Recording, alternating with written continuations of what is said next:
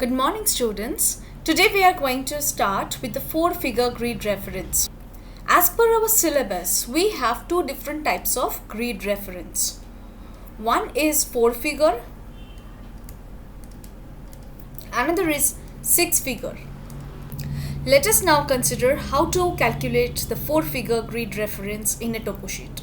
In your topo sheet, you will get to see certain red grids which are marked as, maybe you can also give a number as 16, 17, 18, 19.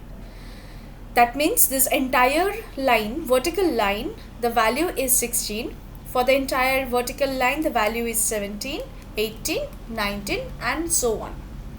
Likewise, we also have a horizontal lines over here.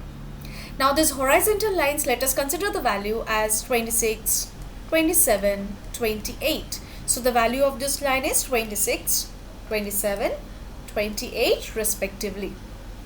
Now through this one we can eventually understand that before 16 there is 15, 14 and so on, and after 19 we have 20, 21 and so on.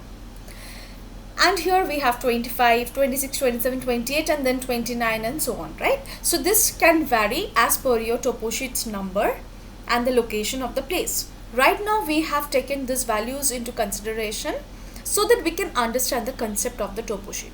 These are certain arbitrary numbers, okay? So let us now see how to figure out or maybe find out the four-figure grid reference of this particular thing. Let us consider we have a perennial well. Okay, signs and symbols we will come later on, or you might have studied earlier in class 8, maybe in class 9 and so on. But let us now consider this is a perennial well where the value is written as 3r. Okay, now this 3r means either relative depth or relative height. For the perennial well, this can be the relative depth. So now how we are going to find out the four-figure of this particular symbol? We shall always, consider this particular value, the L pattern, okay? Now we know that 3r is situated somewhere in between this grid, this box. Over here we have to consider the vertical line first, which are known as what? Eastings. And these are the horizontal lines which are known as what? Northings. Now before we start with northings and eastings, let us understand what are eastings and what are northings first, okay? Over here we can see the vertical lines. These vertical lines whose values are increasing towards which side? Towards 16, 17, 18, 19 means towards the eastern side, okay? So these are the vertical lines known as what? Eastings.